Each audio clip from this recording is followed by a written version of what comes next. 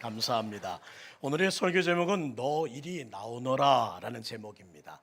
세상으로부터 주님께서 말씀하십니다. 너 이리 나오너라. 불러내어 예수님을 믿고 변화된 우리를 사람들은 교회라고 부릅니다.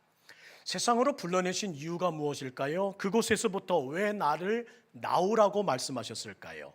우리로 하여금 구별되게 살려고 하시는 하나님의 은혜. 너희는 세상처럼 살면 안 된다.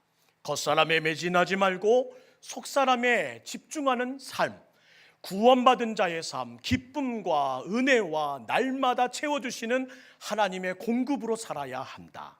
이것이 바로 주님께서 우리에게 주신 은혜라는 겁니다. 세상은 죽음의 현상으로 살아가지만 교회는 생명의 현상으로 살아가야 합니다. 세상은 죽음의 길로 걸어가는 것처럼 보여지나 교회는 생명의 길을 걷는 것처럼 분명하게 보여져야 합니다. 이게 바로 구별됨이라는 거예요. 그런데 실제는 어떻습니까? 반대 아닌가요? 세상에 있던 여러분은 어제까지만 해도 생기가 넘쳤습니다. 어제까지만 해도 기쁨이 있어 보였습니다. 어제까지만 해도 전투력이 왕성해 보였습니다. 모든 일들을 살아있는 것처럼 열심을 다해 뛰어가는 여러분의 모습은 과히 존경할 만했습니다. 삶 가운데 지침을 웃음으로 이겨내고 지친 두 다리를 질질 끌면서라도 살아내기 위해 열심을 다하는 여러분의 모습은 과연 아름다웠습니다. 그런데 교회만 오면 왜 이렇게 생기가 없고, 교회만 오면 기쁨과 전투력은 다 어디로 상실한 채 마치 죽은 자처럼 이렇게 헐떡거리고 계시냐는 겁니다. 옆에 분의 얼굴 한번 잠잠히 보세요. 살아있는 것 같습니까? 죽은 것 같습니까?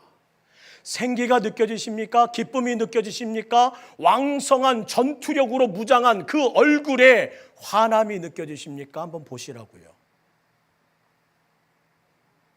왜 이렇게 피곤해 보이시고, 왜 이렇게 지쳐 보이시고, 왜 이렇게 힘없어 보이시고, 당장 내일을 어떻게 살아갈지 걱정이신데 또 세상에 가면 생기가 넘치고, 세상에 가면 기쁨이 넘친 자처럼, 세상에 나가면 세상을 이길 만한 그 모든 삶을 이끌어가는 그 모습들이 보이더라는 겁니다. 생각해보면 이런 교회의 모습이라면 제가 목사지만 오고 싶지 않을 것 같아요. 야, 교회는 기쁨이 있다며, 생기가 있다며, 생명이 충만한 곳이라며, 그곳에서는 셈을 얻어 전투력이 상승된다며. 그런데 왜? 주일 이른 아침에 한 가정이 시끌벅적합니다. 며느리가 외쳐요. 어머니, 저희 좀 일어나게 좀 해주세요. 어머니가 좀 깨워주세요. 며느리의 말씀에 어머니가 조용히 아들의 짜증스러운 목소리 들리는 그 방을 노크합니다. 그리고 아들을 흔들어 깨우며 이렇게 말해요. 아들 왜 이래? 왜 그래? 아들이 말해요. 나 교회 가기 싫어요. 어머니 말합니다. 그게 무슨 말이야? 오늘 주일이잖아. 안장로가 오늘 기도할 차례인데요. 감사는 없고 맨날 지적질만 해요. 은혜가 안 돼, 은혜가. 그래도 가야지. 게다가 찬양대는 도대체 화음이 맞아야지. 연습은 하는 건지 마는 건지. 그래도 가야지. 교회는 잠자려고 와요. 곳곳에서 왜 이렇게 꾸벅꾸벅 잠만 잔대요. 몇 안 되는 아멘하는 사람들까지 다 잠들게 만드니 나 가기 싫어요. 아들 그래도 가야지. 흔들어 깨웁니다. 오늘은요 교회 가기 싫다고요. 어머니는 간곡히 말합니다. 그래도 가야지. 그래도. 야, 네가 우리 교회 담임 목사 아니니? 담임 목사가 안 가면 어떻게 돼요? 예수님이 세우신 교회가 왜 이 모습일까요? 성령님께서 역사하신다는 교회가 왜 이렇게 가기 싫은 곳이 되었고 매력 없는 곳이 되었을까요? 이건 보통 문제 아닙니다. 한경진 목사님이 이런 말씀하셨습니다. 교회는 싸움질만 안 하면 저절로 부흥하게 된다. 교회가 세상처럼 되면 마귀의 전략이 성공한 겁니다. 지난 2000년간 교회를 공격한 세력들의 기본 전략은 하나도 바뀌지 않았습니다. 하나예요. 교회가 세상처럼 생각하게 하고, 교회가 세상처럼 행동하게 하고 교회와 세상이 구별되지 않으면 저들의 전략은 성공한 것입니다. 그리스도인들은 교회를 공격하는 저들의 비난과 손길과 또한 질책을 그들의 입장에서 생각해 볼 필요가 있더라는 겁니다. 왜 비난할까요? 왜 공격할까요? 오늘 1절 말씀은 우리에게 이렇게 말씀하십니다. 1절 함께 읽을까요? 시작. 그러므로 주 안에 갇힌 내가 너희를 권하노니 너희가 부르심을 받은 일에, 하나님의 부르심에 합당하게 행하지 않으니까, 하나님이 너를 세운 자리에 합당하게 행하지 않으니까, 겸손, 온유, 오래 참음, 사랑, 용납, 그런 게 교회에 있다고? 성도에게? 아이고, 어디 있는데 어디 있는데. 아무리 봐도 합당한 그 모습이 나타나지 않는 오늘의 교회는 비난받고 공격받을 수밖에 없다는 말입니다. 사도 바울은 지금 로마 감옥에 투옥 중입니다. 그러나 우리가 그 에베소서라는 서신을 남긴 그 글을 따라서 오늘 두 손에 들고 그 편지를 지켜보고 있습니다. 오늘 우리가 에베소서라는 이 편지를 펼친 이유가 무엇입니까? 바울은 감옥이란 세상에 있었습니다. 바울은 죄수라는 세상 신분을 갖고 있었습니다. 그가 감옥이란 세상에, 그가 죄수라는 세상 신분을 가졌지만 그토록 생기 있는 그의 모습을 본 적이 없었고, 그토록 기쁨이 넘치는 그의 모습은 모든 죄수들에게 새로운 매력을 느끼게 했고, 그에게 매일 넘치는 전투력은 당장 죽을 사람이라고는 믿어지지 않더라는 겁니다. 같은 감옥에 있는 다른 죄수들과 동일한데 그는 다른 교회였기에 다르게 살더라. 오늘 그 이유 때문에 오늘은 이 편지를 손에 들고 글을 지켜보는 겁니다. 교회의 가장 큰 특징은 뭘까요? 오늘 본문을 통해 그 대답을 찾기를 원합니다. 교회는 어떻게 해야 교회다워질까요? 성도는 어떻게 해야 성도다워질까요? 어떻게 해야 매력 있는 우리의 모습으로 다시 교회로 나오세요 라고 말할 수 있는 우리의 삶의 본질이 회복될까요? 성령이 이끄시는 대로 살아가는 교회가 되어야 합니다. 그러면 성령님께서는 어떻게 이끄시냐? 우리에게 이렇게 명령하십니다. 길지만 오늘 3절부터 6절까지의 말씀을 찬찬히 한번 읽어보기 원합니다. 시작. 평안에 매는 줄로 성령이 하나 되게 하신 것을 힘써 지키라. 몸이 성령이 이와 같이 너희가 부르심에 주도 믿음도 세례도 하나님도 곧 만유의 아버지시라. 만유 위에 계시고 만유를 통일하시고 만유 가운데 계시도다. 따라합시다. 하나됨. 하나 되어야지 않겠니? 하나 되어야지. 교회가 교회다워지는 이유는 하나 될 때. 교회만의 특징은 무엇이다? 세상은 분리, 분열, 갈라짐이지만 교회는 갔더니 하나 되더라. 기쁨을 위해 하나 되고 생기를 위해 하나 되고 함께 이기기 위해서 하나 되는 교회, 그것이 바로 진정한 교회라는 겁니다. 이 하나됨은 획일화를 말하는 거 아니에요. 모든 성도가 같은 색의 단체 티셔츠를 입으면 하나 될까요? 아니요. 그러면 같은 머리 모양을 하면 하나 될까요? 아니요. 성경이 말하는 하나됨은 모두 다 다양하지만 그러나 서로가 양보하고 서로가 배려하고 서로가 숨을 죽이면서 하나 되어야 한다는 겁니다. 어떻게 해요? 그 하나됨에 대해서 주님은 오늘 우리에게 이렇게 말씀하시는 합니다. 하나 되면 제일 먼저 나타나는 것이 뭘까요? 말이 통하는 사람과 말이 통하지 않는 사람이 나타납니다. 하나 되기 위해서는 무엇보다 말이 통해야 된다.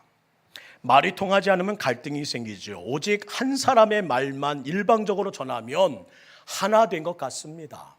일사불란하게 담임 목사의 말에 움직여주면 그 교회 잘 되는 것 같아요. 그런데 언제 문제가 생깁니까? 그 모든 것이 시간이 지나면 갈등과 분열과 분리가 연결되면서 어느 순간에 반응이 나타납니다. 펑! 잘 되는 것 같은데 펑! 터지는 순간이 나타나더라는 거예요.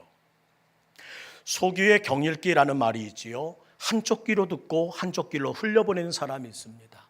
그런 사람 볼 때마다 우리는 외칩니다. 아이고 복장 터져, 아이고 복장 터져. 이 말과 함께 여러분의 표정을 보니 갑자기 우리 남편이 생각나네 하는 표정을 짓고 계시는데, 다시 한번 저는 여러분에게 하나님의 거룩한 성령의 은혜 안에서 말이 통하는 귀한 은혜가 있기를 주의 이름으로 축원합니다. 동북교회 갔더니 말이 통해. 믿지 않은 사람이나 믿는 사람이나 신앙이 오래된 사람이나 신앙이 오래되지 않은 사람이나 말이 통하더라고. 내 이야기를 들어줘, 나를 이해해줘. 그것이 바로 우리 교회의 모습이 될 수 있기를 원합니다. 남녀노소 부부 그 모든 말이 통하지 않았던 것이 예배드리고 기도하고 하나님의 은혜로 변화되어 함께 대화가 통할 수 있는 변화가 우리 가정과 우리의 인생과 삶에 나타나길 주의 이름으로 축원합니다. 창세기 11장을 보면 잘 아는 바벨탑 사건이 소개됩니다. 바벨탑 사건이 뭐예요? 이전에 사람의 언어는 하나였습니다. 그런데 노아의 후손들이 하나님을 대적하기 위하여 탑을 쌓기 시작합니다. 하나님을 향한 도전. 하나님께서는 이것을 막으시려 어떻게 하셨지요? 말을 다양하게 하셨다. 말을 혼잡케 하십니다. 그로 인한 결과로 모든 민족이 지금처럼 온 지면으로 흩어져 각자의 언어를 사용하게 되었다는 거예요.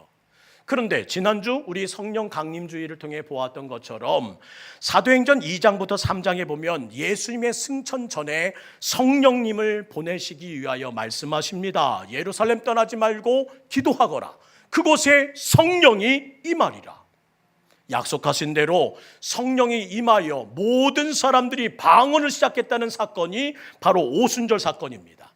방언이 무엇입니까? 언어가 하나 되었다는 거예요. 말은 다른데 언어는 다른데 뜻이 통하고 대화가 통하고 무슨 말인지 알게 되더라. 성령님께서 이 하나 되는 역사를 만드신 후에 초대교회는 그 누구도 범잡할 수 없는 강한 공동체로 성장했다는 것이 사도행전의 기록입니다. 말은 마음입니다. 말이 통한다는 것은 마음이 통한다는 말이요, 말이 통하지 않는다는 것은 마음이 통하지 않는다는 거예요. 바벨탑 사건으로 우리는 말이 통하지 않고 모두 흩어졌지만 오순절 사건으로 통해서 말과 마음이 통함을 통해서 하나가 되었다. 이것이 교회의 온전한 모습이라는 겁니다. 와이파이 존 6월 한 달 동안 우리 하나님과 말이 통하기를 소망합니다. 이웃들과 말이 통하기를 원합니다. 말을 섞고 말을 함께 나누면서 마음이 통할 수 있는 6월 한 달 만드는 우리 동북교회 되기를 소망합니다. 생각해 보세요. 말이 통하는 부부, 말이 통하는 당회, 말이 통하는 교회, 말이 통하는 나라, 말이 통하는 성령 하나님. 생각만 해도 입가에 웃음이 나오지 않습니까? 말이 통한다. 말이 통해. 저는 여러분이 말이 통하지 않는 사람과 살아가는 하루가 없기를 주의 이름으로 축복합니다. 오늘날 사람들이 얼마나 답답하게 사는지 몰라요? 말이 안 통한대요. 말이 안 통해요. 그래서 사람마다 가슴이 답답하고 숨이 막히다고 사람마다 곳곳에서 호소하고 있습니다. 제 기도 수첩에 이런 내용 하나 적혀 있어요. 하나님, 성령의 바람이 동서사방에서 불어 예배자가 매주 늘어나게 하실 텐데 하나 더 기도하며 요청하는 것은 제발 저와 말 잘 통하는 사람 보내주시길 원합니다. 저는 이 자리에 계신 지난주 등록하신 이승양 선생님이 저와 잘 통하는 분이라고 믿습니다. 한번 만나서 대화 나누세요. 얼마나 말이 잘 통하는지 한번 뵙고 싶습니다. 저만 그럴까요? 아니요. 살아가면서 우리 모두에게 필요한 것은 무엇이냐? 말 잘 통하는 환경입니다. 아무리 돈 많고 아무리 똑똑하고 아무리 인물이 충충해도 말이 통하지 않으면 행복하다 말하지 않습니다. 말이 통하면 미쳐버릴 것 같다고 말합니다. 복이 뭐라고요? 말 잘 통하는 사람과 만나는 것. 어느 직장이건 어느 어떤 계획이건 말 잘 통하는 사람 만나는 우리 동북교회 되기를 주의 이름으로 축복합니다. 그러기 위해서 우리에게 4가지 덕목을 가져야 한대요. 그것이 바로 2절 말씀인데 갖고 계신 성경에 동그라미 표하면서 한번 이 덕목들을 위해서 우리가 이번 주부터 달려가길 원합니다. 2절입니다. 모든 겸손과 온유로 하고 오래 참음으로 사랑 가운데서 서로 용납하라. 다시 한번 보세요. 겸손, 온유, 오래 참음, 용납. 이 네 단어가, 이 덕목이 바로 제대로 세워질 때에 대화를 가능케 한다. 나는 뭐가 부족해서 그러지? 한번 생각해 보자고요. 첫 번째, 겸손입니다. 겸손은 무엇일까요? 이렇게 정의하겠습니다. 따라합시다. 하나님 앞에 선 인간의 모습. 하나님 앞에 선 인간의 모습이 바로 겸손입니다. 예전을 기억하시지요? 임금님이 행차하시면 모든 백성들이 길바닥에 보복하고 외쳤습니다. 폐하, 폐하. 마찬가지입니다. 하나님을 만난 사람은 엎드릴 수밖에 없습니다. 주여, 주여. 감히 고개를 못 들고 자기를 주장하지 못합니다. 그래서 이사야 선지자는 어떻게 말씀하시지요? 주여 말씀하옵소서, 종이 여기 있나이다. 하나님이 무엇이라 말씀하신들 듣겠습니다라는, 받들겠습니다라는 말로 그의 첫 번째 고백이 시작됩니다. 수용적인 자세. 이게 바로 겸손이에요. 군대 다녀오신 분은 이런 말 아실 겁니다. 쫄병은 겸손하다. 교만한 쫄병을 보신 적 있으세요? 쫄병은 교만할 수가 없습니다. 우리가 모두가 자기보다 높은 사람이기 때문에 항상 다짜로 끝납니다. 알겠습니다. 시정하겠습니다. 다른 말 필요 없습니다. 쫄병이니까. 겸손한 사람 마찬가지입니다. 하나님 앞에 서서 다른 말 하지 않습니다. 알겠습니다. 순종하겠습니다. 네, 듣겠습니다. 이런 마음의 태도를 갖는 것이 바로 겸손한 자입니다. 반대로 교만은 뭘까요? 하나님 앞을 떠난 자의 모습입니다. 하나님을 떠났더니 갈등이 생깁니다. 내가 왜 그걸 해야 합니까? 내가 꼭 그 일을 감당할 이유가 있습니까? 그건 내 일이 아닌 것 같은데요? 다가 까와 요로 바뀌기 시작하며 물음표가 붙습니다. 하나님을 떠난 모습은 분리와 다툼이 일어나기 시작합니다. 왜요? 왜요? 왜요? 그래서 그 모든 물음을 가지고 각자의 삶으로 돌아가니 그 삶의 모습이 어찌 하나가 되겠습니까? 한번 물을게요. 하나님이 우리를 어떻게 만드셨다고요? 하나님의 형상대로. 그러면 우리 아버지의 모습을 볼 때 누구의 형상을 볼 수 있어야 돼요? 우리 어머니를 볼 때 누구를 본 듯 해야 돼요? 내 옆에 있는 분은 누구의 형상을 따라 지음받은 분이에요? 하나님을 배운 듯 하옵니다. 그러면 당연히 고개 숙일 수밖에 없는데, 언제부터인가 서열과 언제부터인가 교만과 언제부터인가 떳떳함을 가지고 제가 왜 이렇게 고개를 안 숙여? 쟤는 뭐야? 하는 마음 가지고 살아가더란 모습이라는 겁니다. 하나님 앞에 선자의 반응은 하나, 고개 숙이는 겁니다. 권위자를 볼 때 고개 숙이고, 신앙의 연수가 높은 분 향하면 배우고 싶어 고개 숙이고, 저렇게 어떻게 기도할 수 있을까? 저렇게 어떻게 전도할 수 있을까? 저렇게 어떻게 생기가 넘칠까? 저렇게 어떻게 기쁨 가운데 살까? 나도 배우고 싶어 고개 숙이는 것이 겸손한 자의 모습이라는 겁니다. 하나님의 형상이니까, 하나님의 뜻대로 살아가는 인생이니까 저도 배우고 싶습니다. 거울 앞에 설 때는요, 눈을 치켜 떠야 돼요. 우리 딸들 보니까 눈을 이렇게 치켜 뜨면서 눈화장을 하더라고요. 그러나 하나님 앞에 설 때에는 눈을 숙이셔야 합니다. 고개를 숙이셔야 합니다. 그런 겸손을 가진 자는 대화를 통하게 할 겁니다. 자녀와의 대화, 교우와의 대화, 세상과의 대화, 저 높은 하나님과의 대화가 이어지는 삶이 이루어질 거라는 거예요. 두 번째, 온유란 단어입니다. 온유는 헬라어로 프라위테스라는 단어를 쓰는데요, 야생마를 길들일 때 쓰는 단어입니다. 야생마의 특징이 뭐죠? 날뜁니다. 폭발적인 힘을 가진데 도저히 통제가 안 됩니다. 온유는 무엇이냐? 그렇게 날뛰던 폭발적인 힘을 길들였다. 그것이 바로 온유해졌다는 표현입니다. 야, 저 야생마가 온유해졌네. 저 뿔소를 어떻게 잡았지? 온유해졌네. 힘이 통제됐다는 말이지요. 성경에 말하는 온유는 바로 그겁니다. 힘이 없어서 굽신거리는 자가 아니라 힘은 있지만 내 힘을 통제할 수 있어 나는 살아갑니다. 그것이 바로 온유한 삶이라는 거예요. 근데 세상은 대부분 힘을 가지면 어떻게 합니까? 그 힘을 가지고 상대방을 굴복시키려고 합니다. 직분의 힘을 가지고, 권위의 힘을 가지고, 권력의 힘을 가지고 강하게 외치지요. 해보라고. 일단 자녀들에게, 가족들에게, 누군가에게 그런 말을 썼다면 당신은 이런 말을 들을 겁니다. 온유가 아니라 참 거친 사람이야. 왜 안 하냐고. 왜? 다 힘이 있으나 쓰는 것이 아니라 오로지 내가 축적해 놓고 먼저 대화하고 먼저 눈높이를 맞추고 먼저 이해하는 마음으로 한 걸음 다가가 경청하고 마음을 여는 것, 그것이 바로 온유한 자의 모습이라는 거예요. 그래야 대화가 이루어진답니다. 세 번째, 오래 참음이 필요하대요. 본문의 오래 참음은 들음의 오래 참음입니다. 따라합시다. 들음의 오래 참음. 대화가 안 되는 사람의 특징이 뭐세요? 성급하게 자기 의견만 말합니다. 일단 내 말 들어보라니까.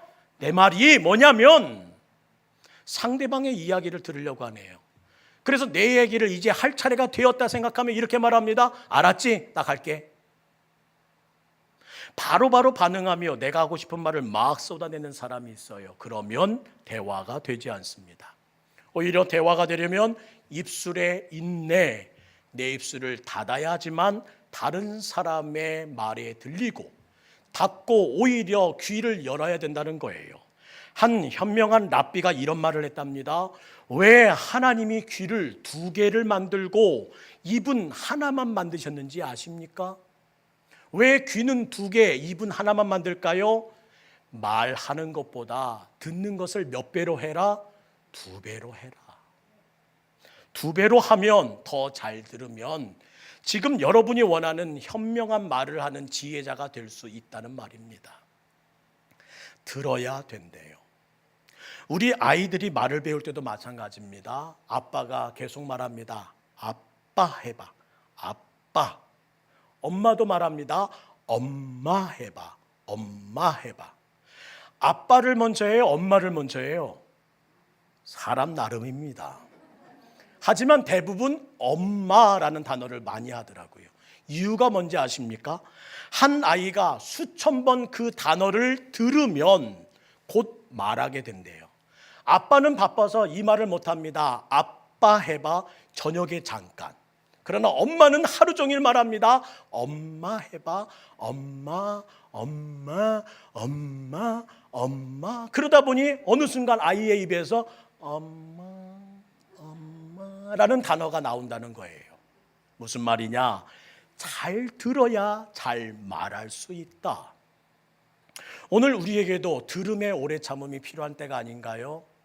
바쁩니다. 서두르야 합니다. 내 모든 발걸음을 재촉해야 합니다. 그러나 오래 참음의 들음의 오래 참음을 겸비한 우리 성도 될 수 있기를 원하며 우리 와이파이 존 보이면 함께 손잡고 우리 차 좀 마십시다. 내가 장로님의 이야기 좀 듣고 싶어요. 권사님, 우리 커피 한 잔 마셔. 라떼 좋잖아, 라떼. 한번 마셔. 그러면서 함께 손잡고 아니면 벤치에 앉아 또한 푸르름을 함께 나누면서 대화 나눌 수 있는 우리 교회 되기를 간절히 소망합니다. 말만 하지 말고 내가 이제 듣겠습니다. 옆에 분에게 이렇게 말씀드릴까요? 저에게 시간 좀 내주시겠습니까? 우리 함께 대화 나눌 시간, 부부가 함께 걷고 또한 모든 교우들이 함께 나눈 시간 갖기를 소망합니다. 마지막 4번째는 용납이래요. 용납 간단합니다. 그대로 받아들이면 됩니다. 상대방의 있는 모습 그대로 받아들이면 돼요. 우리는 참 찬송가는 편하게 합니다. 내 모습 이대로 주 받으옵소서. 내 모습은 이대로 주님 받아달라고 기도하는데 자기의 약점은 받아주길 바라면서 다른 사람의 약점은 받아주려고 하지 않습니다. 그러니까 갈등이 생기죠. 대화가 끊어지죠. 제 생각이 이렇습니다. 하나님께서 그 사람을 그렇게 만드셨다면 그 사람 변화시킬 권리가 내게 없습니다. 남편 그 모습 그대로 하나님이 만드셨다면 내 힘으로 변화시킬 수 없습니다. 아내 그 모습 그대로, 내 자녀 그 모습 그대로, 이 오목사를 이 모습 이대로 만드셨다면 여러분이 바꿀 권리가 없습니다. 오히려 손을 댈 때 주님 말씀하십니다. 왜 월권 행위하니? 그럼 평생 변화가 안 일어나고 이렇게 살라고요? 아니요. 하나님이 원하시면 변화시켜 쓰시는 겁니다. 그 변화의 때 역시 하나님이 결정하시는 거예요. 누구의 몫이라고요? 하나님의 몫. 그러면 내 몫은 뭐예요? 그대로 수용하는 겁니다. 지금은 이 모습이 그대로의 모습이다. 변화시킬 권리 내게 없으니 그냥 수용하고 살자는 겁니다. 따라합시다. 다른 것은 틀린 것이 아닙니다. 왜 우리 남편은 저 남편과 달라? 왜 우리 아내는 저 아내와 다르냐고? 왜 우리 교인은 저 교회와 다른지 모르겠어? 다른 것은 틀린 것이 아닙니다. 서로의 다름을 받아들이고 수용할 때 화평이 흐르고 서로의 다름을 수용할 때 하나 되는 역사가 이루어지는 거예요. 내 스타일 주장하지 말고 당신의 스타일을 존중하겠습니다. 내가 먼저 이해하겠습니다. 그 마음으로 다가갈 때 대화가 이루어진대요. 저는 우리 동북교회 안에 이 네 가지 덕목을 갖춘 성도, 그래서 교회를 교회다워지게, 교회를 성도가 성도다워지는 모습으로 세상 사람들이 와, 저게 교회구나, 저게 성도의 진짜 모습이구나 인정받을 수 있는 내일을 위해 달려가기를 소망합니다. 교만하고 거칠고 자기 뜻만 주장하는 세상의 모습이 아니라 하나님 말씀하신 것처럼 성령 충만함으로 하나가 되기 위하여 겸손하고 온유하고 오래 참고 용남의 덕목을 드러내는 크리스찬이 될 수 있기를 기도합니다. 어떻게 하면 될까요? 다시 2절 말씀 볼까요? 모든 겸손과 온유로 하고 오래 참음으로 뭐하라? 사랑하며 끝까지 가면 된다는 거예요. 와장창 바뀌진 않지만 끝까지 사랑하며 끝까지 인내하며 끝까지 변치 않은 내 사랑 받아주소서 하는 마음 가지고 그 손 놓지 말고 끝까지만 가면 언젠가 변화되고 언젠가 해결되고 언젠가 주님의 은혜 가운데 서게 된다는 겁니다. 그러기 위해서 먼저 우리의 거리를 좀 좁혀볼까요? 우리 옆에 사람에게 이렇게 하세요. 이리 오세요. 시작. 이리 오세요. 여보, 이리 와. 왜 말만 하고 엉덩이는 그대로 있어요? 다시 한번 이리 오세요. 그리고 엉덩이를 좀 붙이세요. 옆 사람에게 다가가세요. 진짜 왼수인 거예요? 그리고 이 시간 이렇게 말하세요. 내 손 좀 잡아주소. 내 손 좀 잡아주소. 한 걸음 가까이 가셔서 우리 옆 사람 손 한번 꼭 잡아주시기 바랍니다. 그게 바로 우리가 하나 되며 교회다워지는 거예요. 주님께서 너 이리 나오너라 세상에 있던 우리에게 한 걸음 다가오게 하셨고 내 손 잡아주심을 통해 교회가 되게 하셨던 것처럼 앞으로 교회되기 위해서는 우리가 옆 사람에게 이렇게 말해야 합니다. 내게 오세요. 이리 오세요. 그리고 내 손 좀 잡아주세요. 우리 옆 사람 손잡고 한번 다 같이 일어날까요? 손에 손을 잡은 이 자리가 와이파이 존이 될 겁니다. 그리고 하나님의 은혜 안에서 이 접속이 끊어지지 않을 때 교회는 교회다워지고 성도는 성도다워질 것입니다.